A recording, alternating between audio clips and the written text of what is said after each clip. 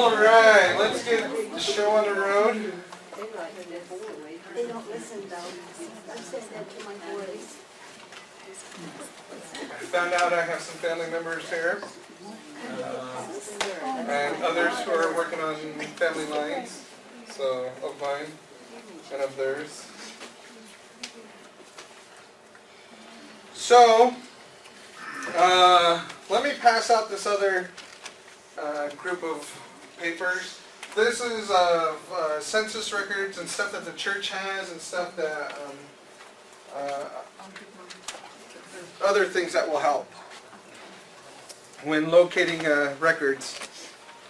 So basically I break it down as simple as possible. Government records versus non-government records. Starting with government records, you have agency records and non-agency records. So agency records are dealing specifically with Navajos. Non-agency records are it just happens to deal with Navajos also. But they're not specifically for. So agency records, we have we start out with the Department of War, because that's who was dealing with us at first. Before they moved it to the Department of Interior, who deals with all the lands. Through them, we get the Bureau of Indian Affairs.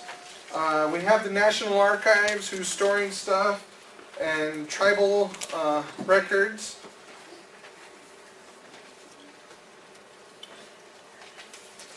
So with the agency records, that's where you get the census, the Indian census records. There's also allotment records. Allotment records are, you have to go through the Navajo tribe to get that, and we'll talk about those later on. There's school records that we've talked about, health records that are available, vital records, employment records. The type of records that you'll find through National Archives, some of the older records that are more back in the days when they're fighting. The regular population census, that's for everybody. The Secretary of Interior, which is more correspondence and other things that are mainly for those who are considered to be major leaders within the Navajo, among the Navajos. Record Group 75 is probably going to be the biggest group of records that you'll deal with. Record Group 279, Indian Claims Commission court records, and then Indian Health Services records. So Record Group 75, it says there's 170,000 records. Put it this way, when you go and buy a CD or a record, is there just one song on there? There's a whole list of songs on there. Same thing with the 170,000 records. There's a whole list of records within the records, so that's not going to help clarify anything. When you get the handout,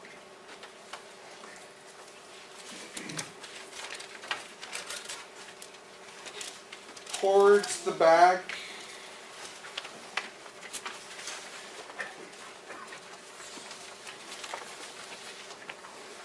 page 10, you'll see Record Group 75.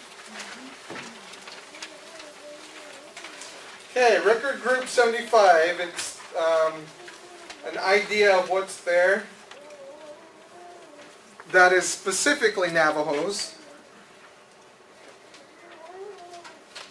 There's a lot there that has nothing to do with Navajos, all the different tribes, including the Hopis. So pretty much any and everything you can think of will be there. The only problem with that is these records, You might have to go to Denver. You might have to go to California, to LA. You might have to go to Washington. You might have to go to Texas. You might have to go to a number of different places. When you go to the National Archives website, to Record Group 75, this is just a summary of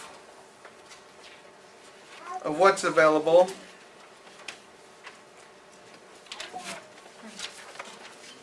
And now we're going into just brief explanations of what's in each of these.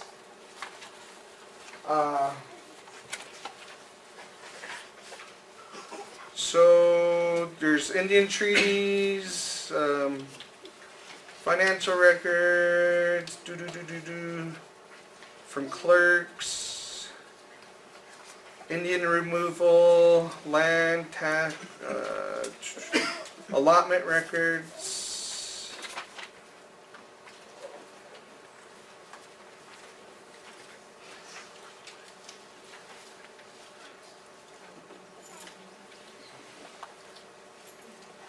So,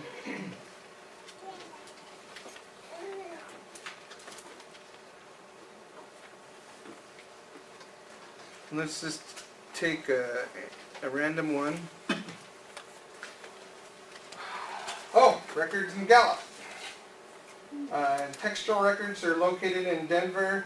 Records relating to tribal contracts from 1957 to 65. Unfortunately, that's all they give. You'll have to contact Denver to see if they have a better definition of what's there. What office would that be in Denver? The National Archives. Oh, okay. They won't let you, they'll let you take photos of everything and make copies, but they, right, but they won't send anything to you. And the school records are very fascinating, you know, it shows my grandfather being disciplined. There's a little note of that. Teacher's report.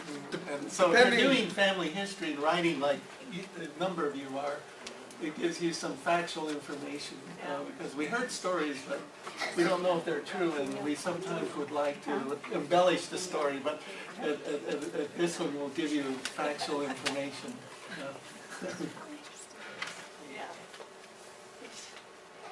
The Carlisle Indian School has a file on each student that went there. Yeah, they copy the whole school folder. Yeah. I got records on my great-grandfather's side. Did you have to go there to? No, it's online. Yeah, they just introduced a new online, Right. which is pretty good. The Carlisle Yeah. school did. Yes. Not all schools have done that. They're pretty much ahead of the game with doing something like that. So there's, you know, all sorts of different type of things that's available. Depending on what type of information it is, they might tell you no, we're not going to send you out anything, or they might.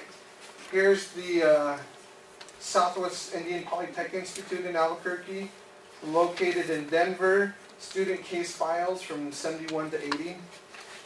So if you have a family member who served during the, went to school during then. There's the Phoenix Indian School. The records are in LA. Student case files from 1902 to 1990. They also have copies of the yearbooks from 1954 to 81. So here's Pinyon boarding school, student applications from 58 to 66, student case files from 56 to 74. Those are held in LA. How about parochial, like St. Michael's down by Winter Rock? St. Michael's? They have their You have own to go record. through St. Michael's. Will they let you, will they share them? Depends on who's working. St. Michael's has had a new rule. When you had this controversy about LDS pulling names and baptizing Jewish names, They got real defensive of the records. Well, all the religious people, the churches got wind of that, and then that's when St. Michael's started to shut theirs down too. Yep. I cut mine just right before that time, and kind of cheated just a bit even after that. And it depends on who's there. Off limits. And if you have a good person who's there, they'll let you in. Yes. If you have someone who's not, then they won't. The sisters Some are really strict, some good. aren't. The sisters are really good. Yep. So, and that goes for wherever you go. So Indian census records we talked about. We talked about the census numbers. So, one thing I do want to bring up about the Indian census records, if you look at the handout, let's just go to page 1. Or actually, let's go to page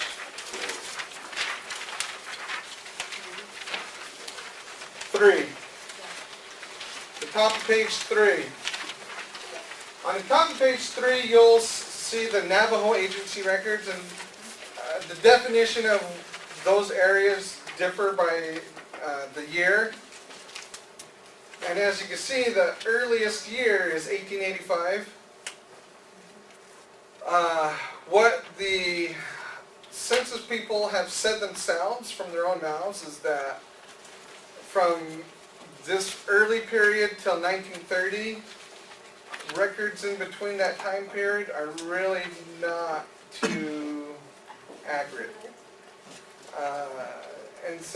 And that was due to a number of issues that we've talked about before. And so I usually go for the 1920 and go with that too, and allowing that information to be pretty decent. But 1930 is the cutoff date of what's supposed to be good and bad, just to let you know. As this early 1885 record, a lot of generic names, a lot of names that were added just to get it over and done with. Corey, do you have any records relating to the Long Walk? I know there's some military records that we looked at, but most of those are those who came back to Fort Wingate for a brief time, but it didn't make mention of groups. Nope. There's no records of individuals specifically. You can find any. Like we said before, the only published are 2 books that had oral histories from individuals. On top of that, during I think it was either the 50 or the 100 year, I think it was the 100-year anniversary, the Navajo Nation put together like a memorial walk. And so you had people who provided some information, not a whole lot of information, but yeah, there's really, it's mainly oral, unless it was some major Navajo leader that the government was dealing with. There's really nothing much other than that, unfortunately. Vital records, and we've talked about this before.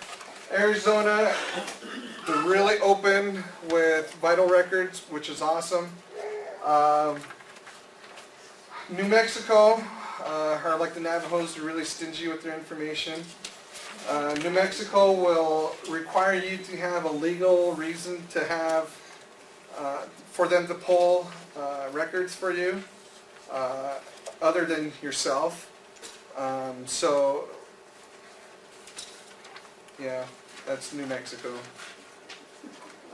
Utah, they're fairly open with, they're pretty good with their records. Colorado, I really haven't dealt with having to go through them because none of my family has ever lived near or in Colorado. So I don't know exactly how their system goes. But all of these, just remember, are not a complete list of individuals who have passed on, but it's a really good place to go and look for people.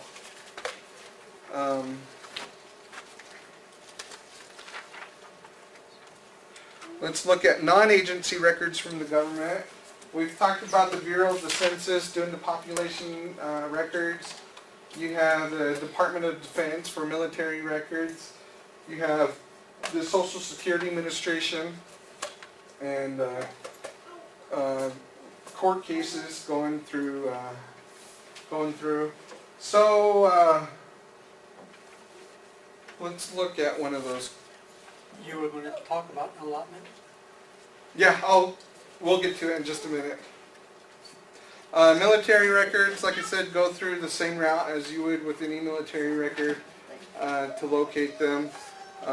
Unless it's a code talker, then there's oral histories and pictures and stuff that the association has approved as far as their activities. They have them recorded and minutes logged and everything. Do you So have that on Wiki? Something on Code Talkers? I don't remember seeing it. I don't think I do, but I could put a link on there for it. Okay, that would be great. I always tell people go through the Social Security to look up Social Security applications for family members.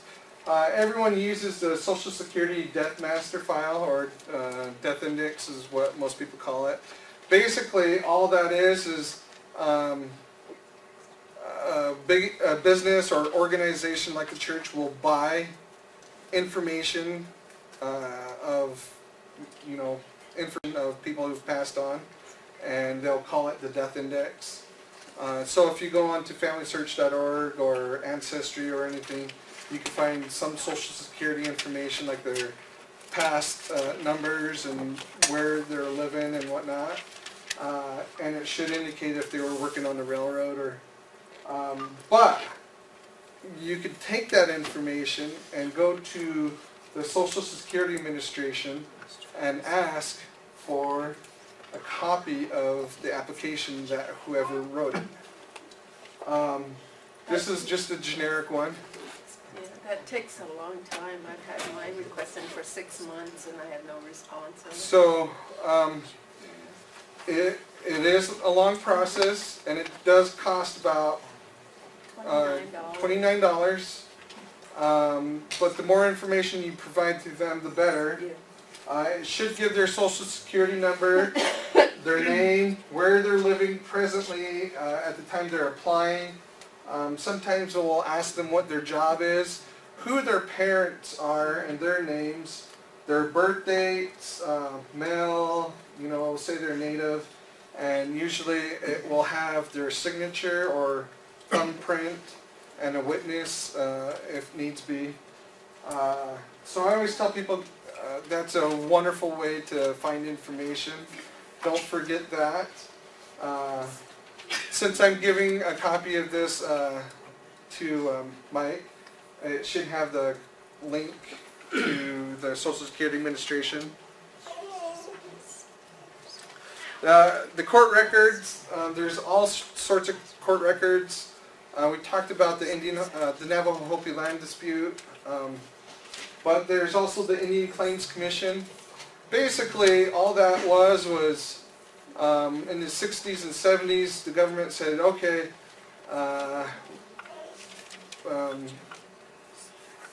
we feel bad for kind of taking your land, so we'll let you sue the federal government for land that was taken illegally, but we won't give you back the land. We'll compensate you financially, and that financial compensation will be for whatever the land was going for at the time it was taken, not taking into consideration if there was any mineral or any other wealth that was found on that land. So say the Black Hills, say it was going for a penny an acre, they would pay you a penny an acre, not taking into consideration all the gold that was taken from there.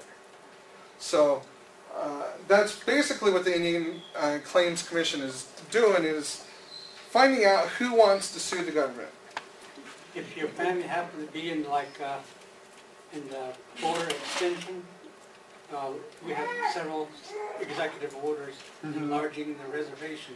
Yep. So if your family happen to be living in that area, there might be a land claims there, like in my case. Yep. They took testimony and very fascinating. They asked them all kinds of It's a questions. very good process that they Very went through. extensive, the kinds of trees that grew in the area and everything. They do, they'll go through, they'll ask people, okay, how far back can you remember of your family being here? We want to know the names of your family members who were here. So they'll list their grandpas, great-grandpas, great-great-great.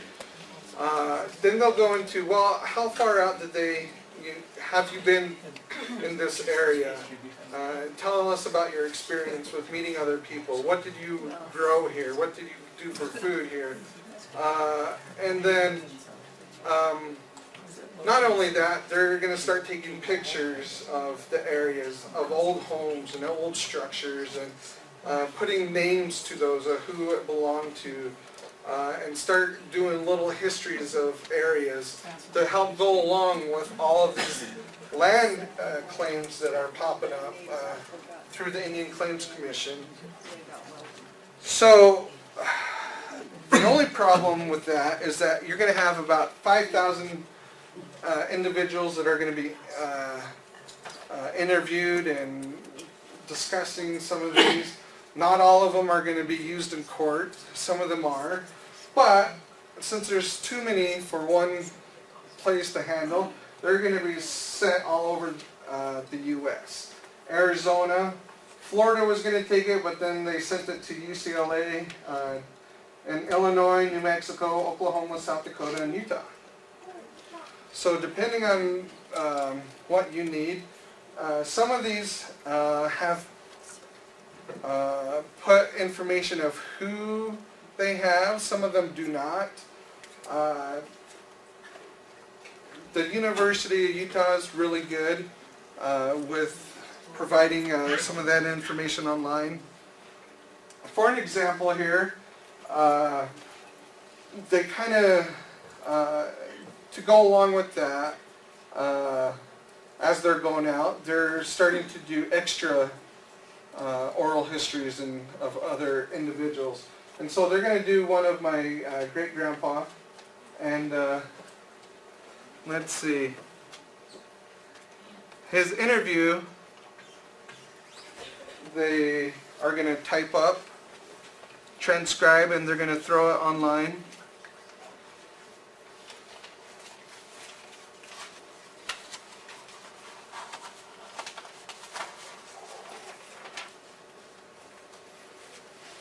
And so if I want to go through and read what was transcribed, I could do that through Utah's online website.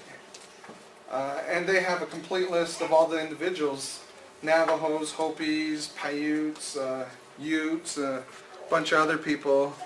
Not only that,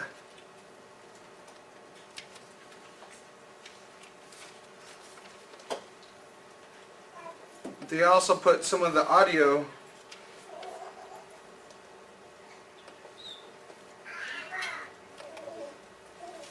well, maybe not. I'll have to pull it up in a minute.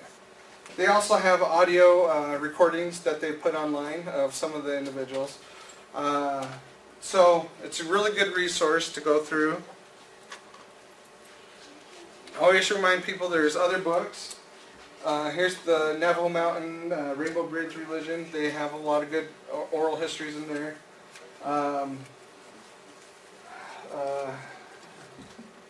Here's one about Jacob Hamlin.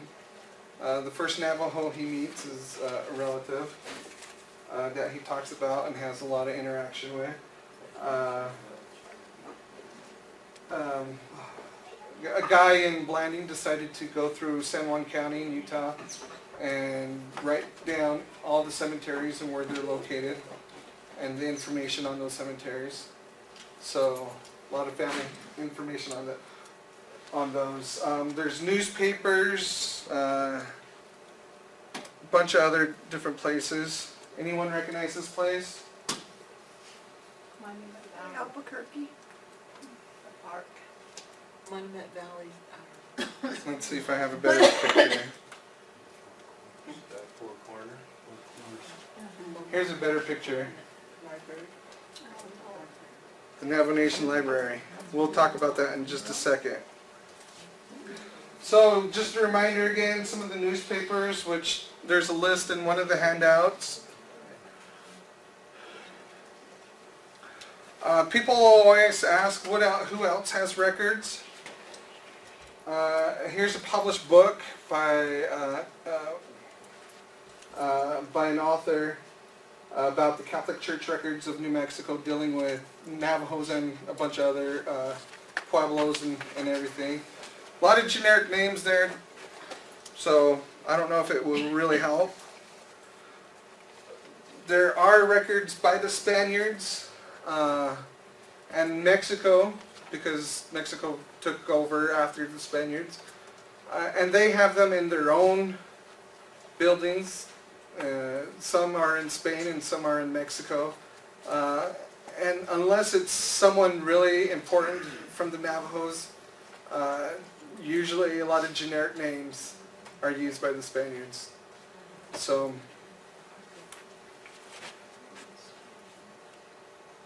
some of the church institutions, not a complete list.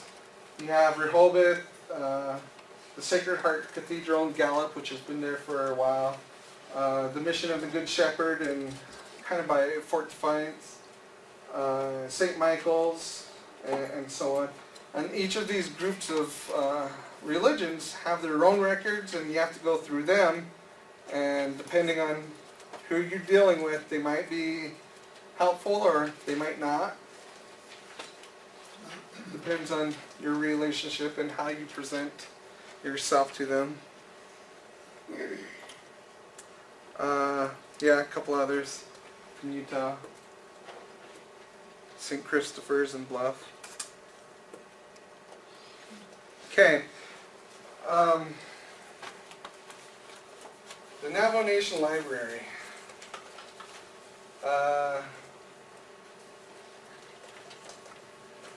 Well, they have a lot of information there, a lot of information that can be used for family history, but it's the Navajo Nation. So it's like you're going to any Navajo government building. Yeah. They search you. Yeah.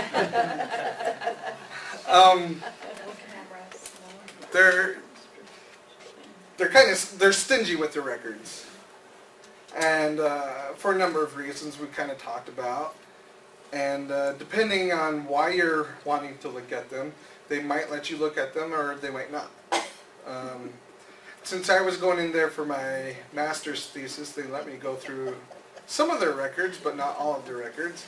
Some of the records I wanted to go into also were some of the allotment records, which they won't unless you have a court order from the tribal judge. And the tribal judge will only let you go into allotment records if you have a legal reason to go into there, like someone passes and they're passing on land or something to family members. Then they'll let you go in there and look at the allotment records and whatnot. Other than that, you're, I don't know. The Cobell settlement had everything to do with the allotment. Yeah. We got, all 600 or 700 of us got, I have the copy here of all their relatives. Oh, really?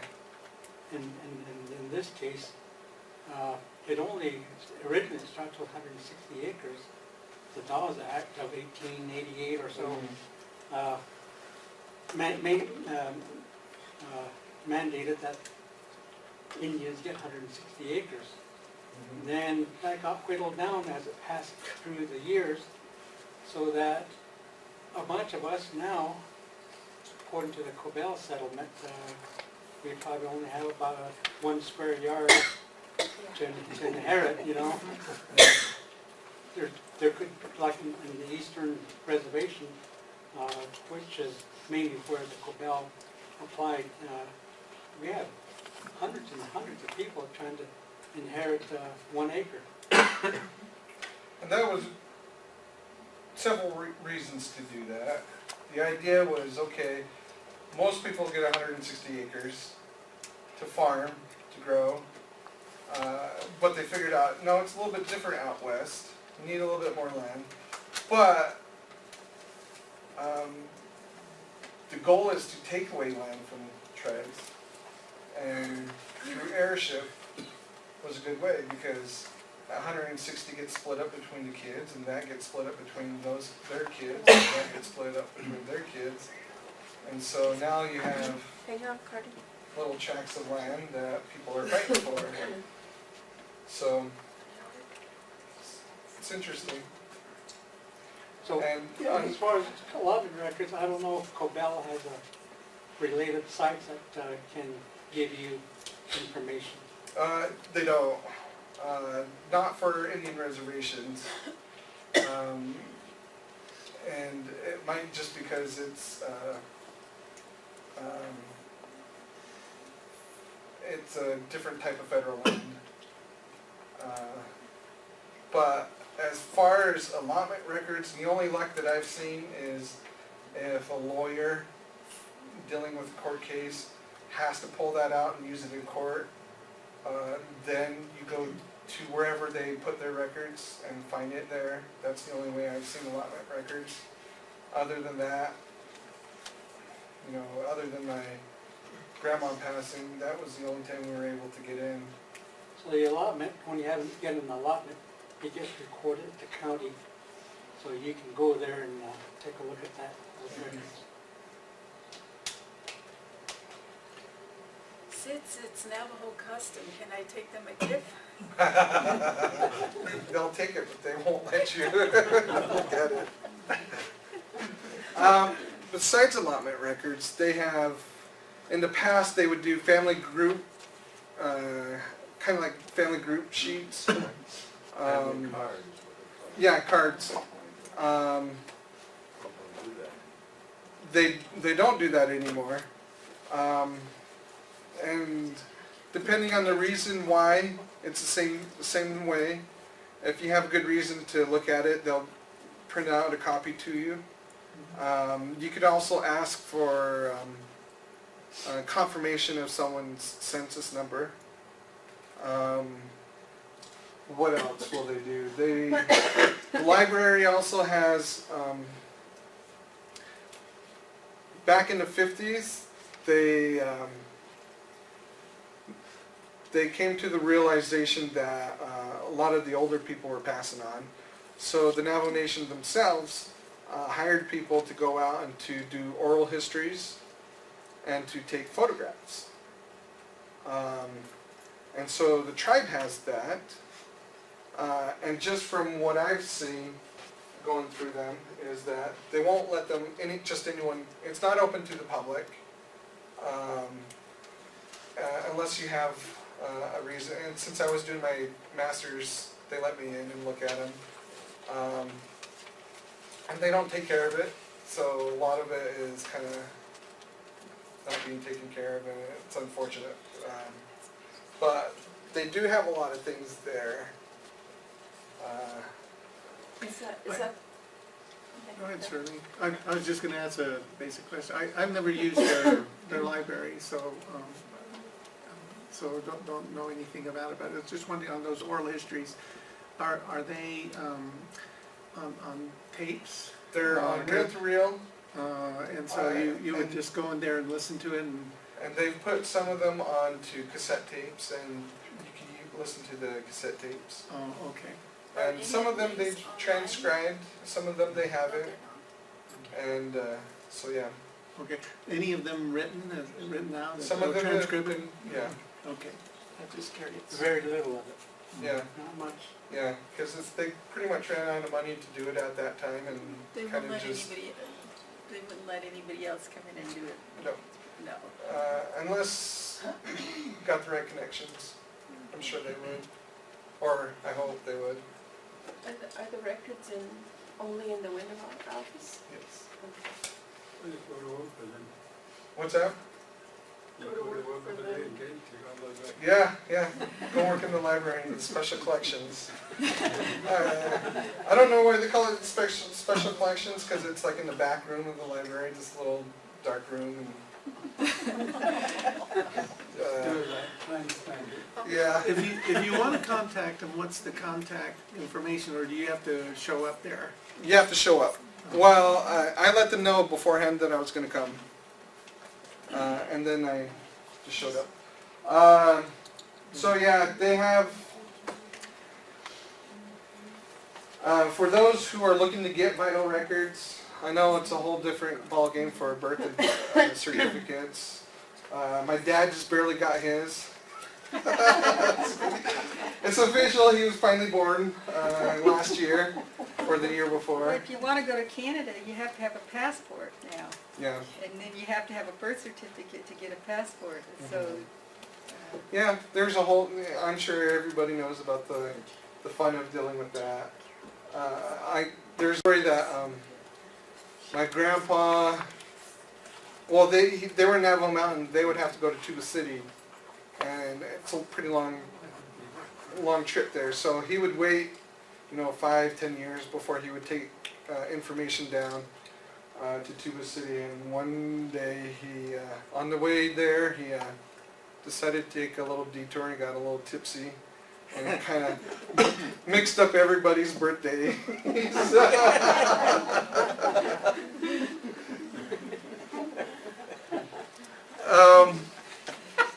People always ask about adoptions and whatnot. Adoptions, you have to go through whatever company is dealing, or organizations that dealing with the adoptions to get information, if they have the information in the first place. Other than that, there's not a whole lot that's different. The other question that I always get asked about is DNA. DNA, some tribes will, only a few tribes will accept that as proof that you can belong to the tribe. Most tribes will say, we'll only look at DNA to say, yes, that's your mom and that's your dad, but your mom and dad still need to be registered before they'll accept you. And so DNA really is there.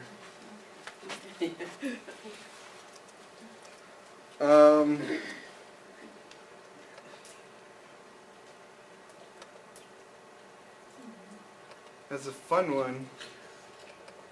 And Corey, when you're talking about adoption, you're sort of just talking about the recent, right, 1960s and whatnot before, because before then, They like had we've tribal adopted, adoptions, yeah, and you sort of just took on somebody and then they became your son, and so it would be, you're talking about the new period where you have to do everything legal. Because you look back in history, Navajos were pretty inclusive. Very, very. Until you get the government involved with saying, no, you need to be exclusive because we don't want to pay or give land to people who don't belong. And so, that's why we're given census numbers to prove to the tribe and to the federal government that yes, you are who you are, a native. Because legally, if the tribe says no, then you're not a native. If the government says no, then you're not a native, despite the fact you might have the DNA to prove it. So,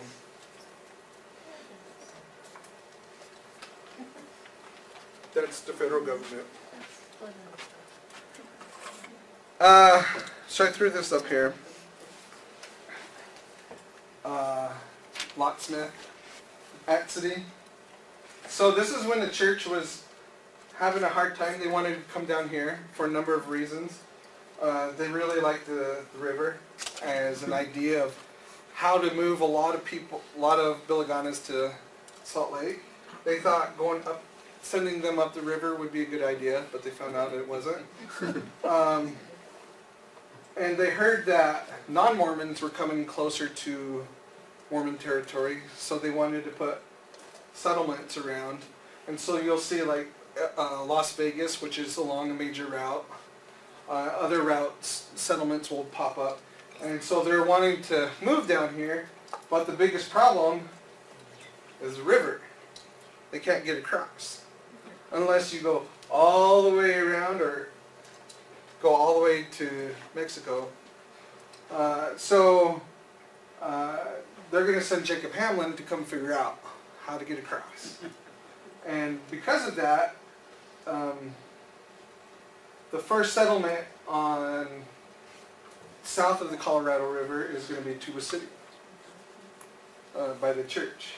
And then these other ones in Brigham City, Sunset, Joseph City, and Obed are going to be the next ones that are going to pop up by the church. Later on, as a result of this, all of these are going to pop up by the church. So I thought, well, let's take a look at why they're going to Tuba City. Why Tuba City, of all places? Because you have the Paiutes who are saying, oh, we're from Tuba City. You have the Hopis who are saying, no, we're in Tuba City. And then you have the Navajos saying, no, we're in Tuba City. And so, and then you have the church coming in and saying, no, now we're here in Tuba City.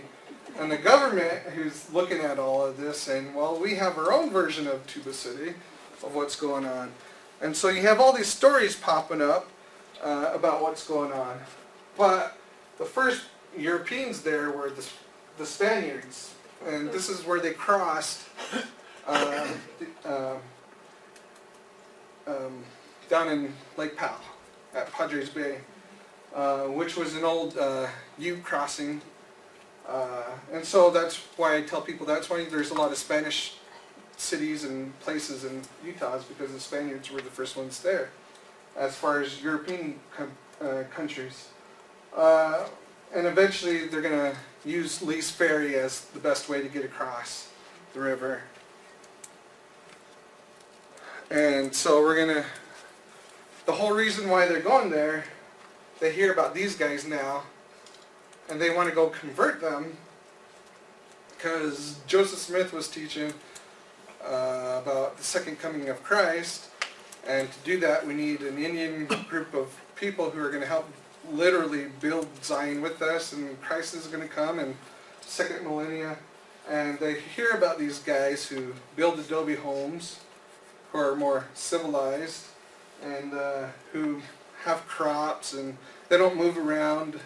They're just in one spot, and so they send the missionaries there, and things don't go as planned. The Hopis are like, we think you Mormons are too much of a warlike people. We don't like polygamy, we don't like this and this, so we're happy with where we're at. And Brigham Young's like, no, you got to go back, and he keeps on going back, and it doesn't work out. So he sends the next person, James S. Brown, who, if I remember right, had a peg leg, like a little pirate.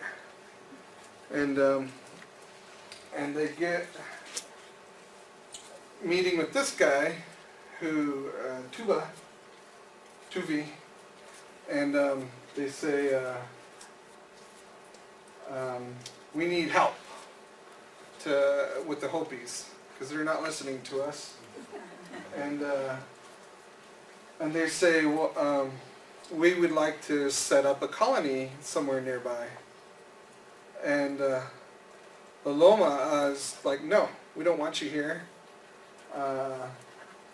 And they say, what can we do? And Tuba's is like, well, go up to Moenkopi, and you could set up there, because we hardly go up there. And it's sometime during this little time period where he's low on the totem pole, and the church says, oh, no, he gave us permission. He was the chief. He's over everybody. He said it was okay. And the Hopis are like, no, that's not right. You don't belong here. He's not a chief. And so you'll get these paintings by the church and of them taking Tuba to St. George to go up to Salt Lake to meet Brigham Young. And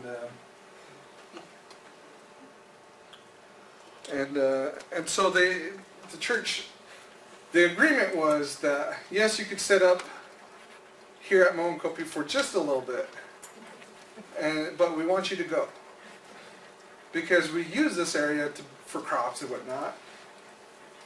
And the missionaries were like, okay. And then the next year comes by, they're still there, and the next year comes by, and they're starting to push the Navajos out of the way, and they start pushing the Hopis out of the way, and they start taking up the water, because that's the main thing everybody needs is water, and problems start to arise.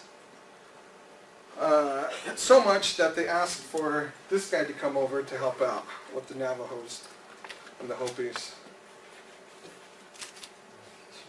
Mm-hmm.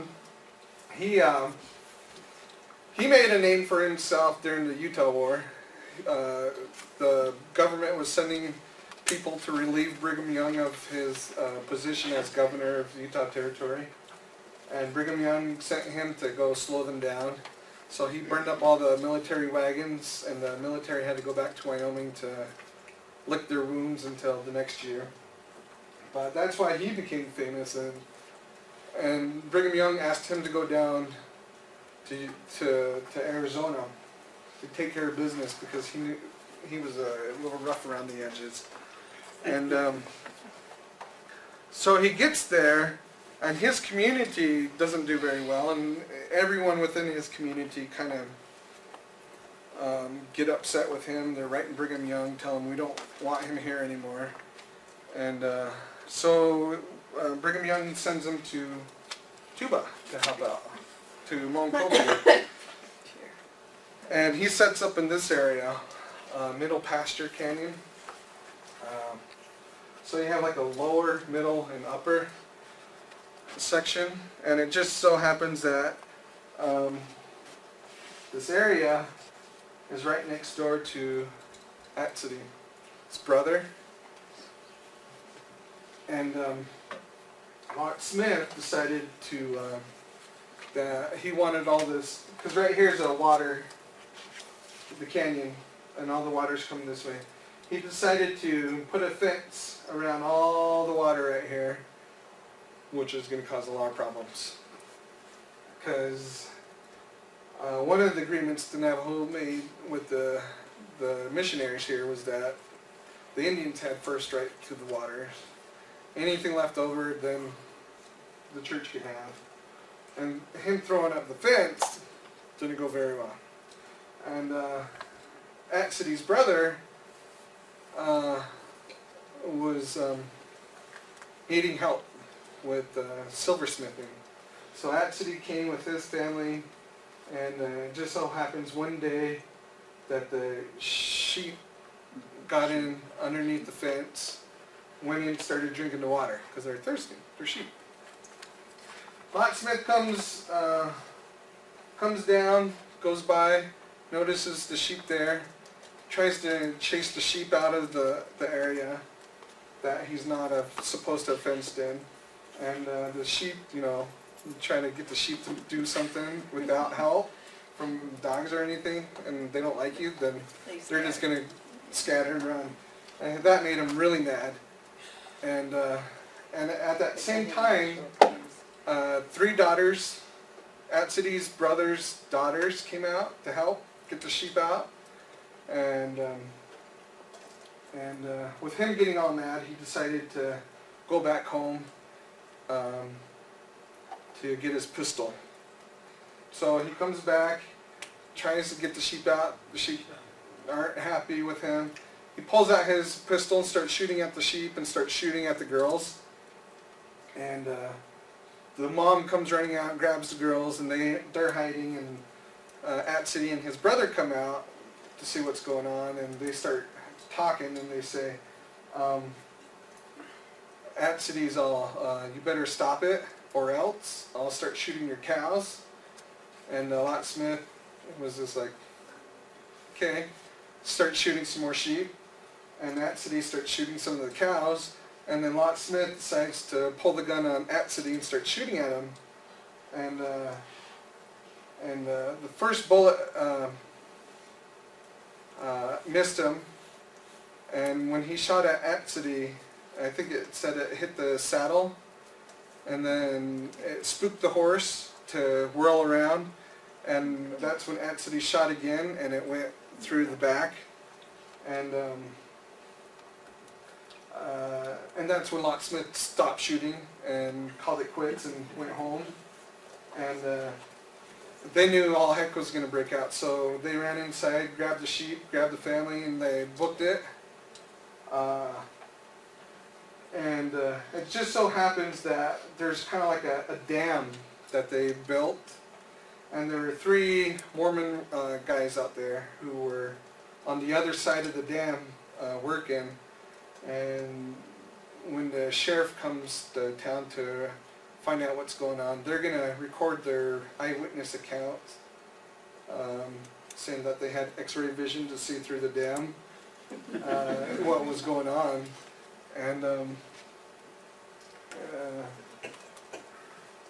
So all of this is going out. They're in hiding. He dies later that night, and the sons grab a posse and they go looking for someone. They're not quite too sure who they should find.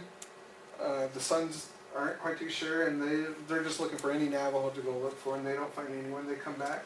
They send word to Window Rock, because that's where the Army's stationed, and in Fort Defiance. And so the Army decides to send only one person to go investigate. And the family, Lot Smith's family, is just all get out mad, and that they only sent one guy. And so this guy comes over here to the cliffs where a bunch of Navajos are riled up and upset with what's going on, and it just so happens part of the group is at City, and this Army interviewer starts talking with that City. He's all, "What's going on here?" He's all, "Well, the story I heard is this." And he goes, "Yeah, I heard at City's like way, like far away. I don't know where he is." And you know, the interviewer doesn't know any different. So Well, how could that be happening when 1803, when that was the time Mary Louise and Weather were coming west, and this whole part was not the United States, and the United States had no jurisdiction here. It was mainly Mexican territory. So was it the Spanish soldiers that they got? no, this was in Because it would be- 1803. Huh? Okay, you have 1803 down at the bottom. 1903. 1903, okay, sorry 19. about that. Okay, No that's a problem. different story. Yeah, But even then, this was still, this is U.S. territory. it's U.S. territory, but you had a lot Which of is Mexican under- jurisdiction. Okay, I'm sorry, I was, No, this is U.S. territory. So you have this going on, and you know, the interviewer they sent was actually pretty good. He's just like, "Okay, everybody calm down. I'm gonna see what's going on." He goes and talks with the Navajos, and they're saying, "You know what? This is what, you know, we don't like this, this, and this that's going on." He goes over to the Mormons, and the Mormons say the Indians are doing this, this, and this, and this, and he starts talking with those guys with the X-ray visions, and finds out they're just full of it, and he goes back to the Navajos, and he says, "Wherever at City is, do you think he will come and, you know, go to court? Because whether if he's innocent or guilty, he has to go through court, because that's the way it's set up." And he said, "Well, I think he would, and if he was promised a fair trial." And the interviewer had to go and ask, "Is he going to receive a fair trial?" And he didn't get a quick response, and so at City got tired of waiting and just took off. And the interviewer went back to Fort Defiance and submitted his reports and his interviews and everything. And you know, everybody is on edge about what's going on. And at City later decides to turn himself in, goes down to Flagstaff to the jail down there, and they're just finishing up the courthouse down there, and the people down there were actually pretty good, because they're like, we'll send him back to Tuba City to stand trial for his, sure he's taken care of and that he's treated fairly. And again, they're kind of slow to say, yes, we can do that, and so they don't turn him over, which makes Tuba City really mad. And so to make sure that he's safe, they send him to Fort Defiance to sit in prison for a while. And you know, Tuba City gets pretty ticked off, and they have connections, and so they decide to just not have the case settled in Tuba. They decide to do it in Flagstaff, figuring it's far enough away from influence and whatnot. And they decide that so they're in court, and he gets a lawyer. At City gets a lawyer, and the lawyer, just out of dumb luck, is working on a different case, and this different case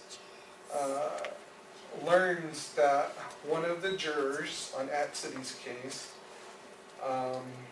is not a U.S. citizen.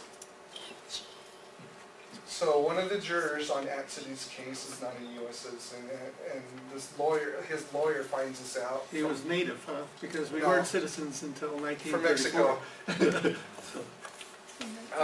So he tells the judge, you know what?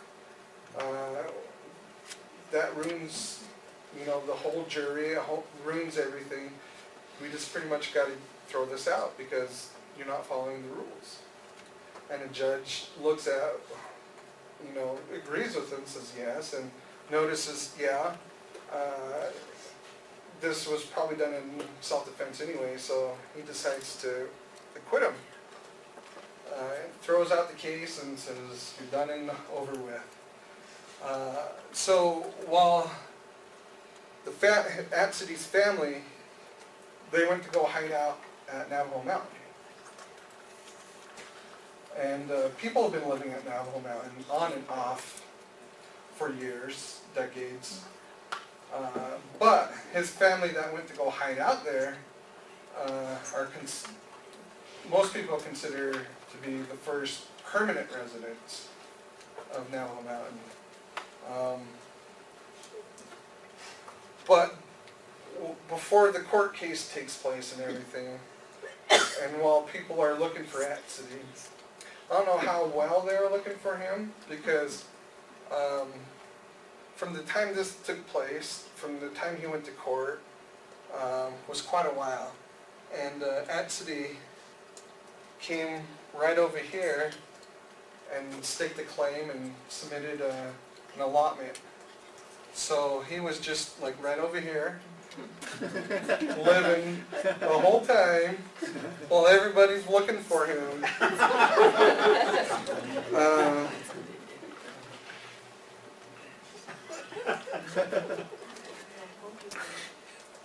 So here's the pistol that the Smith family still has. Is that a collector's item now? Among them it is. Their family is interesting. I'll tell you about them in just a minute. So here's Fort Defiance, there's Tuba. So as a result of all of this going on, people look at it as a fight over land and water rights. As a result, a lot of issues are going to be pushed to the front, mainly reservation issues. And so reservations are going to be created and expanded as a result of this specific event. Part of the problem is that the first reservation that they create isn't very specific. It just says Indians. And people have been arguing about who those Indians are, Hopis or Navajos, for the longest time. the eventual expansion that's going to result also is over here, the reservation, which becomes more clear of who the reservation's for. But it's also expanded over here because the government says, before that, we didn't have jurisdiction over here because it's public land. But now that it's included into the reservation land, now we have jurisdiction of what goes on over there. Which has been good and bad. Yeah, Fort Defiance at that general time period. Here's the guy who went to go do the interview. R.E.L. Mitchie from Fort Defiance. He was really good. Pretty fair. Here's the guys with the x-ray visions. Here's Atsidy's brother's house. Here's the sheep that were going through the fence. Here's Atsidy shooting at the cows. Here's Lot Smith when he was shooting at the sheep, and this is when he got shot. And this is from one of the interviews that the guy drew up. I only found 2 of the pictures of the witnesses with x-ray vision. Alexander Allen became a sheriff in the area. Stephen Hayward, I don't remember what he did. And then Joseph Hiram Lee, Jr. You might know him from, he was the grandson of John D. Lee.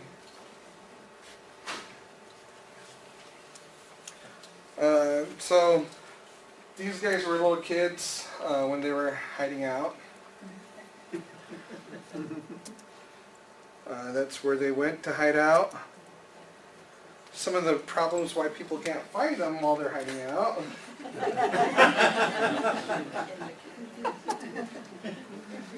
Just a real life map of the area. So here's the house that they were at. Here's the fenced up area, and the shooting takes place right there. Here's where he went and made his allotment claim, and he was hiding out. His wife is right next to him, and his son has a spring named after him. Trading post down here and trading post right here. So, current Tuba. The interview that I found with that city,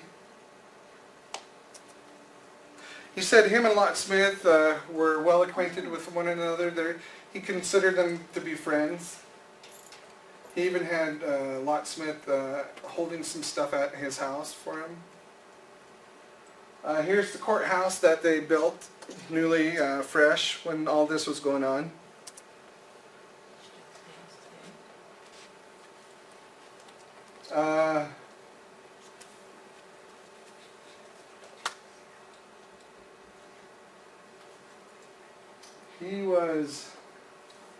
I think he was either the lawyer or the non-citizen. So they buried Lot Smith down in Tuba, and they didn't like him to be around Tuba anymore, so they took him up to Farmington, Utah. So he's up there right now. Oh yeah. Talk about. June 21st, 1892, killed by Navajo Indians at Tuba City.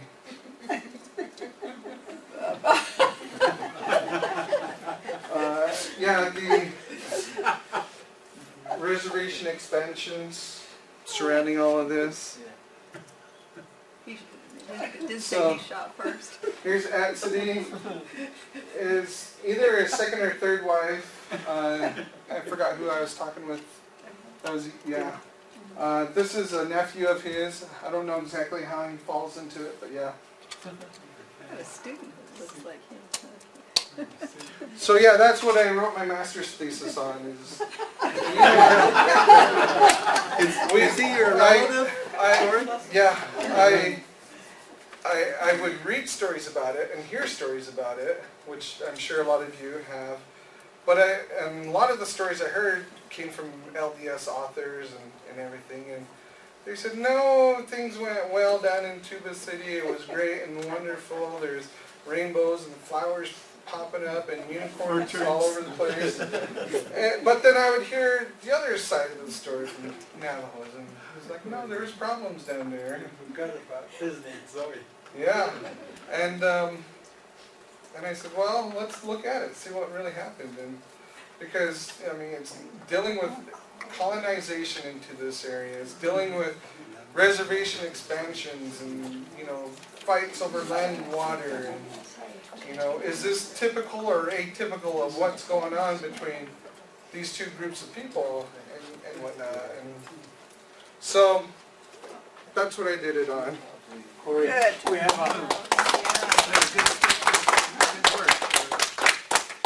a similar story.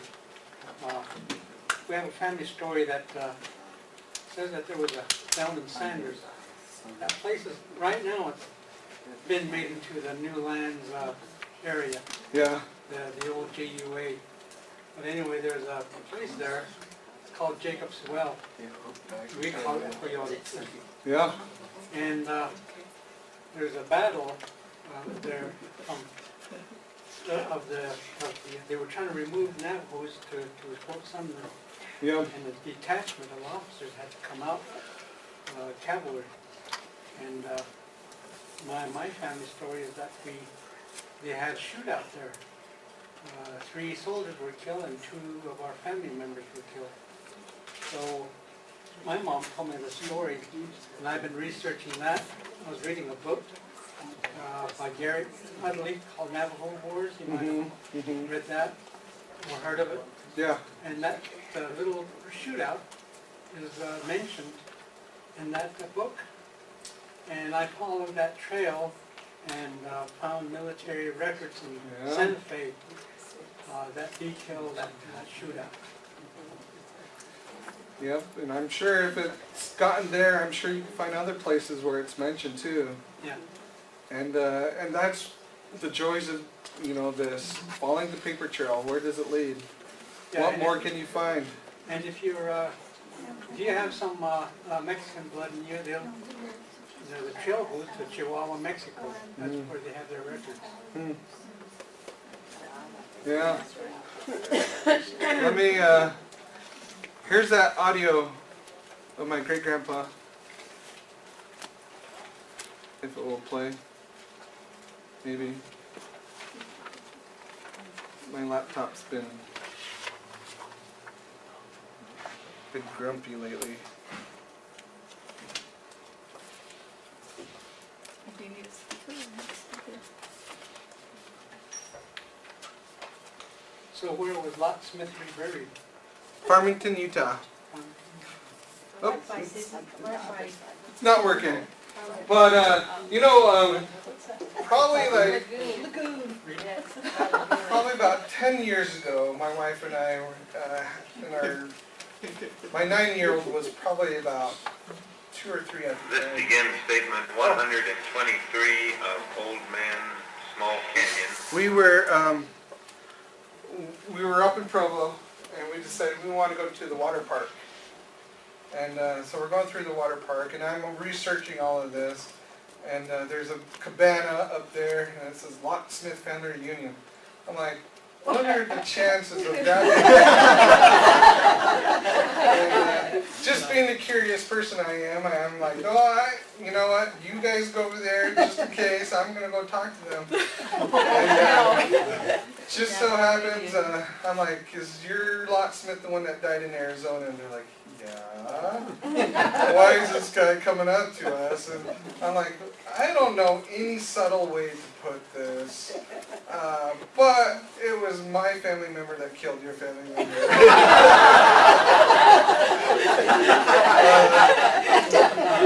And she was just like dumbfounded, didn't know what to say. And she goes, well, let me take you over here and talk to you. If anyone else hears what you have to say, it's not going to go very well. And so we talked, but yeah, they're still pretty upset about it. From what I understand. She even wrote online that if any of the family members found out that I was there at that time, they would get me and do bad things to me. So here's that. Trading Post, Utah. Statement taken at Navajo Mountain, Utah on February 18, 1961 by Aubrey Williams. Interpreter Bernadine Whitegoat. Census number of Old Man Small Canyon is 85816. What is your plan? I don't know this shit. No, I don't know.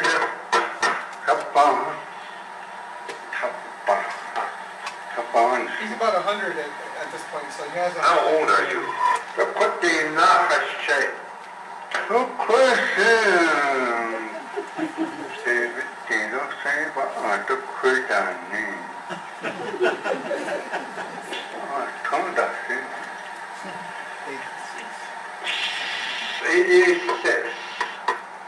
So I'll tell people, you know, How many years transcripts are after good. Fort Sumner were you born? But always listen to the audio, because a lot of the stuff from the audio is left out in the transcript.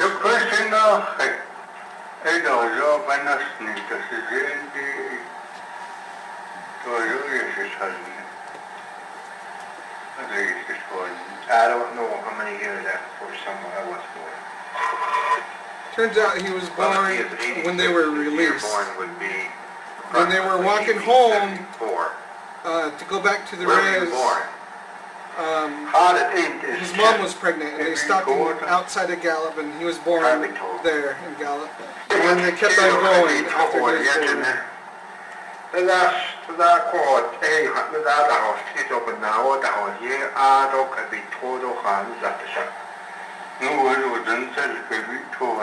So this would be Bessie's dad. Bessie Whitehat's dad. It's the west side of Carvictor Trading Post. It's about 4 miles. Carvictor. And they have lots of these How long did you live people where you from were all born? over. And so it will be on my presentation. The link should be on there. You can also just look up the University of Utah Doris Duke Oral Indian History. They're a good resource to go through for all of this. Then where did you move?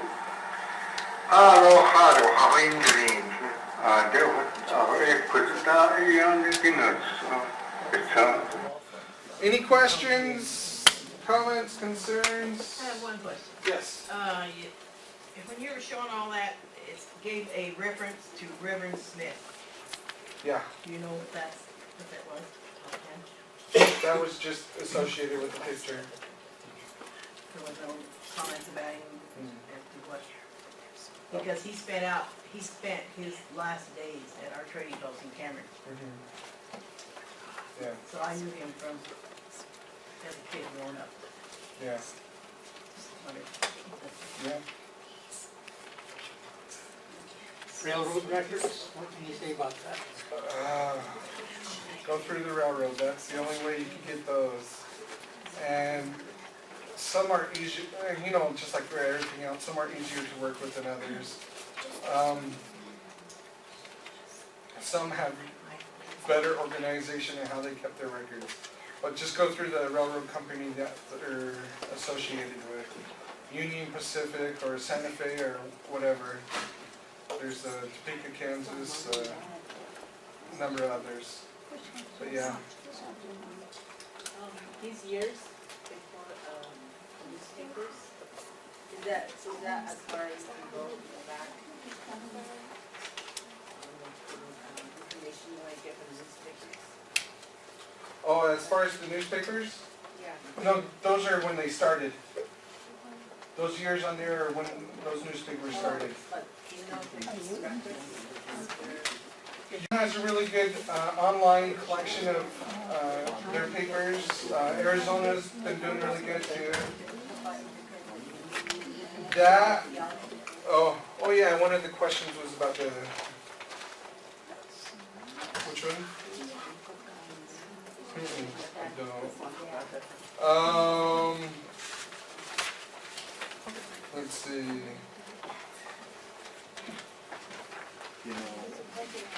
So here, on page 9 are records for different counties in New Mexico for obituaries. You could go through that route. And then there's one, and that would be the best way to go through it. So it's on page 9, death information. Corey, we have the Claims Commission on fish. And one of our sisters went through a lot of the records and put together a family chart that she kind of invented. When you come in that entrance to the Family History Center, it's all along the wall by that front door. It's all Navajo family. It's all there. All the people on that chart are related, but she went through and extracted that. But we do have all those fish here in our library. Okay. I found 3 generations Well- from my grandmother's side in those records. I know a lot of them are. I haven't seen anyone that really has all the ones that I have listed in there, but Maybe you should Most- look at it really quick before you leave. also, if I found the microfiche number for the church, I put that information in here too. Because there's other things besides the census stuff in there. Yeah. Corey, just a quick question. Are you going to make that into a book? It's a really fascinating story. Oh, Because I've read the other side accounts. yeah, So this was yeah. very fascinating to me. Well, And we don't normally go into the doctoral dissertations. It's not something we normally do. So thank you for sharing I've been dragging my feet. The University of Utah's been pushing me. I've just You been, need to do it. yeah, You need to do Let it. us push. Consider yourself pushed. yeah. Because you need to give something to the kids to read. Fascinating local history here. Yeah. That they should be getting that in 3rd grade, Yeah, actually. yeah.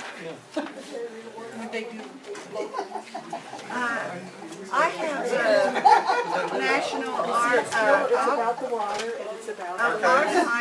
microfilm, microcopy of 595. And I thought I'd use this roll, but I'd also donate it to the Yeah. library here. So that's what she was talking about, record group 595, which has a lot of stuff.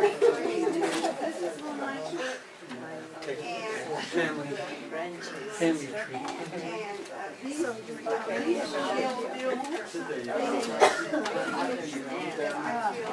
Yeah, part of his family. Yeah. And I just watched that grade, and then I thought after I can donate it here to the library. Oh, sure, I bet they would love it. And it was very, the names are very, very. Yeah. There's a family that's lived there. Yeah. That could be somebody writing it all, writing it out.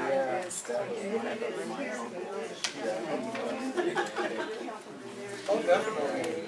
I would probably go through Salt Lake to do it, because Salt Lake will then put it for everybody that wants to get access to it for genealogical purposes. But these guys will help you do it here. Yeah.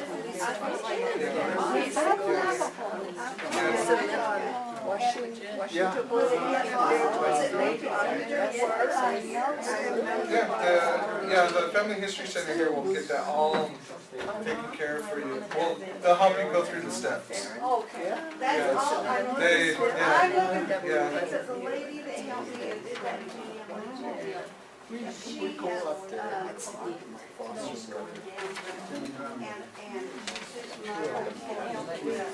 Well, anyone here should be able to help you start from ground zero and work your way to get the work done. Yeah. Well, you got a lot of work. But it took a lot of work. History was right. A lot of money and a lot of. Doesn't get expensive.